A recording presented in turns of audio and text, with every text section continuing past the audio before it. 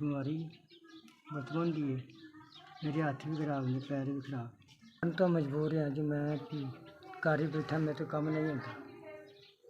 हाथ पैर दोस्ते ने मेरे, बच्चे भी नहीं है कि मेरा प्यो जिंदा, भैन कोई नहीं, मैं कल्ला ही, असीं कल्ले ही हाँ।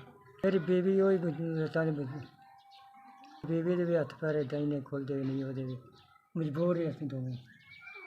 पल्लेदार रोटी भेज दे जो असीं खा लेने, नहीं तो असीं भुखे बह रहे हैं। बड़ा मजबूर है। मैं अपना इलाज कराने तो आवाजार, मैं रोटी खान तो आवाजार, तो मैं अपना इलाज किवें करा सकां। मेरी भैन भरा मैनूं खाण नूं नहीं दिंदा, कोई मेरी मदद नहीं करता। दुनिया ते कोई नहीं हैगा इस वाला तो।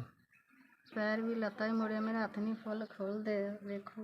ਅਤੇ ਅਸੀਂ ਉਹਦੇ ਮੂੰਹ ਖਾਣ ਤੋਂ ਆਵਾਜ਼ਾਰ ਹਾਂ, ਅਤੇ ਅਸੀਂ ਰੋਟੀ ਦੀ ਬੁੱਕ ਕੋਈ ਦੇ ਦੇ ਖਾ ਲੈਂਦੇ, ਨਹੀਂ ਦੇ ਦੇ ਨਾ ਖਾ ਲਈਦਾ। ਕੋਈ ਸਾਡੇ ਲਾਗੇ ਨਹੀਂ ਲੱਗਦਾ, ਕੋਈ ਸਾਡੀ ਮਦਦ ਕੋਈ ਨਹੀਂ ਕਰਦਾ ਸਾਡੀ।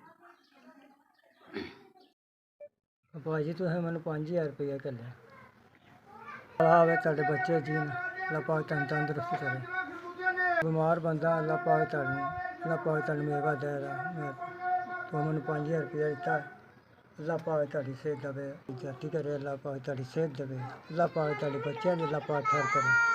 ਅੱਲਾਹ ਪਾਕ ਤੁਹਾਡੇ ਬੱਚਿਆਂ ਦੀ ਖੈਰ ਕਰੇ, ਤੁਹਾਨੂੰ ਖੁਸ਼ ਰੱਖੇ ਰੱਬ, ਤੁਹਾਡੀ ਤੰਦਰੁਸਤ ਦੇਵੇ, ਜ਼ਿੰਦਗੀ ਦੇਵੇ, ਸਿਹਤ ਦੇਵੇ, ਤੁਹਾਨੂੰ ਇੰਨਾ ਦੇਵੇ, ਥੋੜ੍ਹਾ ਨਾ ਦੇਵੇ। ਤੁਸੀਂ ਸਾਡੀ 5000 ਮਦਦ ਕੀਤੀ ਆ, ਅਤੇ ਅਸੀਂ ਮਜ਼ਦੂਰ ਬੰਦੇ ਸਾਂ, ਅਤੇ ਇਹਨਾਂ ਤੁਹਾਡੀ ਬੜਾ ਲੱਖ ਲੱਖ ਬੜਾ ਸ਼ੁਕਰ, ਮਿਹਰਬਾਨੀ। ਤਾਂ ਪੈਸਿਆਂ ਦੀ ਨੂੰ ਮਲਮ ਲਿਆ ਦਾਂ, ਟੂਬ ਲਿਆ ਦਾਂ, ਅੱਲਾਹ ਤੁਹਾਡੀ ਤੰਦਰੁਸਤੀ ਦੇਵੇ, ਜ਼ਿੰਦਗੀ ਦੇਵੇ, ਤੁਹਾਡੀ ਸਿਹਤ ਦੇਵੇ।